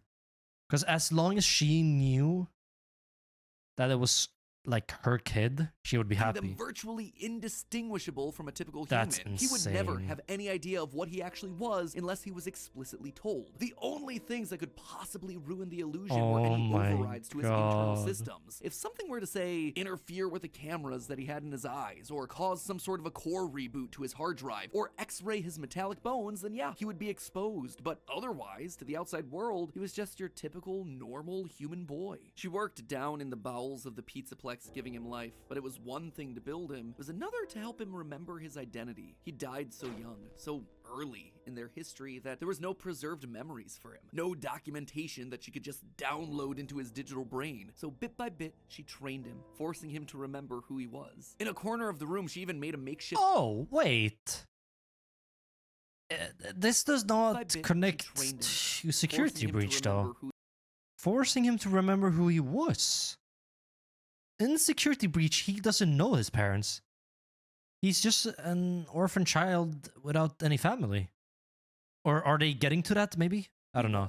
In a corner of the room, she even made a makeshift dinner table, a reminder of their happier days. The family recreated 2 brothers, a sister, a father, and the mother at the head of the table. The one in charge, the one in command, the one bringing all of this to fruition. But his progress was admittedly slower What do you mean, At first, he could only communicate through simple ones and zeros, then rudimentary drawings and crude letters. But bit by bit... Is there a reason why he doesn't remember this in the game? Because when we play him in the game, he has no memories of this. Images of his past life started to come through. Balloons, but this is so good. Bears and faces. This is actually so good. All for me. Gregory was alive. As the robot boy embraced her, she felt a... What are you even watching? I'm watching all the lore connecting all the FNAF games, because I've just done a marathon of playing literally almost every FNAF game, so now I'm trying to connect all the stories together. Warmth that she hadn't in decades. And this makes the games so much better. This was the joy that she'd been working towards. This was what it was all for. Her son, back in her arms again. The plan was working. She had to keep going. Next was William. If the family was truly going to be put together, she would need him. And she knew exactly where he was, in the ruins of that old Oh, she actually goes back and takes the real... No, that was dumb. And this got to be under the pizzaplex, the thing we saw at the end of Security Breach. Freddy Fazbear's pizza place where Henry had... Yeah, so he's not dead, but that's dumb. Why would she ever go back to him? Trapped him. In fact, that's specifically why she insisted on building... Yeah, you can put the links in there, efficiency, if you want me to watch it after this. The pizzaplex there over the sinkhole was the best place to hide what her true intentions were with the entire operation. Digging through the wreckage, she found him. He was right where she thought he'd be. Seeing the putrid shell of the Springtrap suit, though, was not something she was prepared for. The rotting corpse of William Afton was disgusting. Scorched flesh fused into the fur lining. Hollow black sockets where eyes once were. A smell that reeked of burned carbon. Brother, ew. He was no longer flesh. It was just the tangled sinews of a creature that was once called human. How far this brilliant man had fallen. Is he still trapped in eternal... He's still trapped, right? In eternal hell. It's clear that her work was cut out for her on this one. Afton was practically lifeless. The man may not have been able to die, but he was about as close as you could come. And his body would need a lot of reconstruction. Replacement arms and endoskeleton. Why? I still don't get it why she's going this far. If she knows how fucked William Afton was, why not just move on in life? Move to a different state. Move to a different country. Start over. Why would you... I don't know. Reinforcements were the top They're all so smart that they are stupid in like a sense. That they're too smart for their own good. You'd have to see if they had any spare Bonnie parts lying around that they could steal. In the meantime, though, she threw the husk that was once her husband into a life support pod infused with aerosolized remnant to help keep him stable. That's the one we saw from the canon ending. But more important than recovering his body was recovering his mind. In his current state, he was comatose, an empty shell. Severe brain damage starts at temperatures over 108 degrees Fahrenheit. 42 degrees Celsius, and years of repeated fires had burned his brain to goo. Gone was the brilliant, frustrating mind that had drawn her to him in the first place. But she had a plan. Unlike her darling boy Gregory, Afton had found ways to record his consciousness. Fundamentally, the brain is only a series of electrical connections after all, so why couldn't you replicate that in the form of a standard circuit board? In essence, you could create a digital consciousness. And one thing she knew about William, he was nothing if not cautious. A planner. Someone who had backup plans to his backup plans. And sure enough, there it was, buried in piles of old animatronic CPUs, a record of Afton himself. But she needed someone to Oh my god, so you're telling me William Afton's brain was so gushed, but he has his like brain on a ship as well. Someone was definitely here during the night. It had to have been the plot. What? I mean, they sent us that stuff in the first place with no explanation, told us to scan it, said it would expedite the process so we wouldn't need to program any pathfinding ourselves. Unlike the other games that she'd paid to have made in the past, this one had a different purpose. This wasn't about PR, it was about getting William back up and running, spreading his virus to the masses. You acknowledge that Fazbear Oh my Entertainment is not god, she responsible for is accidental dumb. digital consciousness transference, real-world manifestations of digital characters. She hired a new developer, Silver Parasol Games, to scan the boards and bring her husband into the system. And because of the immersive nature of VR, William's consciousness would be able to merge. Is this Help Wanted? This is Help Wanted I'm watching right now, right? With the player, giving him a new body, a new agency. There was just one complication. Afton's hold wasn't as powerful as she had hoped. He wasn't able to gain complete control. The first trial run, Jeremy, was so desperate to escape from his grasp that he sliced his own face off with a paper shredder. Messy. Afton's followers were reluctant, to say the least. But it was the second attempt that looked like it had...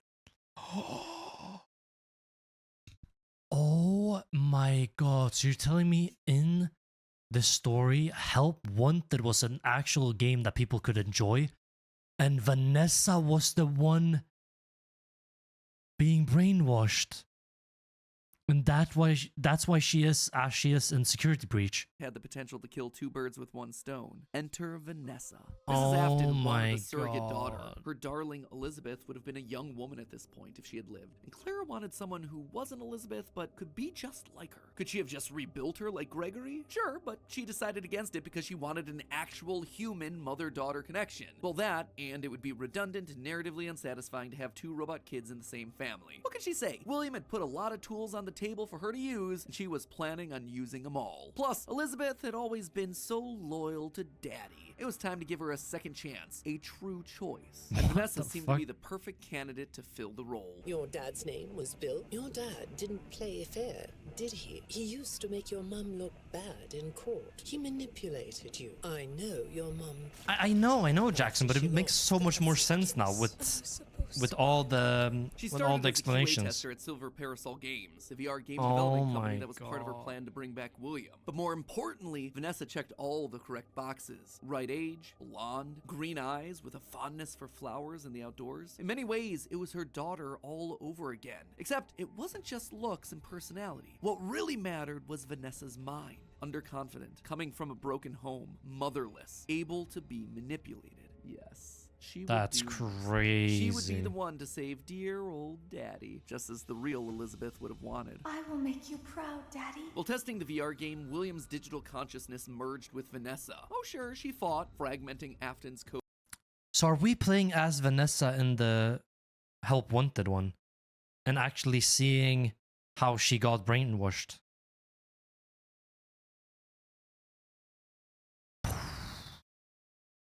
Into a series of tapes hidden across Right? the game, trying to do web searches to regain control over her life, but it wasn't enough. She Crazy. was weaker than Jeremy. She was a thrall that, despite occasional moments of lucidity, had to obey. And with Vanessa, it was a 2-for-1 deal. She was getting a daughter back, while also bringing her husband one step closer to reactivation. She just had to make sure that Vanessa was headed the right way. How are you this desperate to actually... Born Gregory was an expert hacker, part of the benefits of being an Afton and a robot. So Clara had him keeping tabs on Vanessa, hacking into her emails and trailing her therapy sessions to ensure the future Elizabeth was falling in line. If any of the therapists started to ask too many questions, they were promptly dismissed from their positions. And while Gregory kept tabs on Vanessa's personal life, Mrs. Afton made sure to clear a path for her professionally. With Silver Parasol's collapse at the hands of the Anomaly, she then had the possessed Vanessa bring the contaminated circuit boards to DLZ shipping and the Fazbear Funtime service. More glitches, more remnant, more Afton. But it was her last move that was the best. In a true masterpiece of poetry, she brought Vanessa over to be chief security officer at the Pizzaplex. A true family tradition to don the hat and badge. And all it took was a recommendation from the top as well as some messed emails up. marked for deletion. Sure, Vanessa didn't have relevant experience for the job, but when it comes directly from the CEO, does it really matter? Husband, son,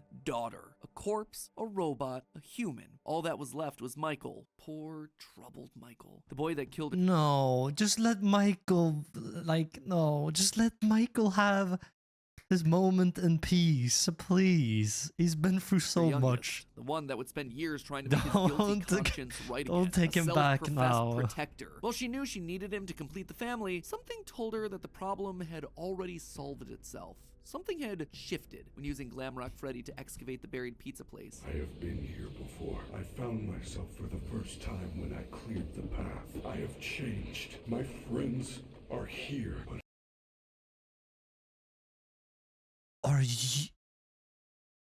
Are you telling me this is Michael's, at least the memory of Michael? That's why he's so protective. That's why he's protecting Gregory as well. He doesn't know why, but he has that feeling of protecting his own brother. Is that it? I can protect you. I am not me. Maybe it was the remnant that had coursed through Michael's veins. Maybe it was the spirit of Michael living on as a protector. Yeah, he was there, my somewhere God. inside of Glamrock Freddy. She could feel it.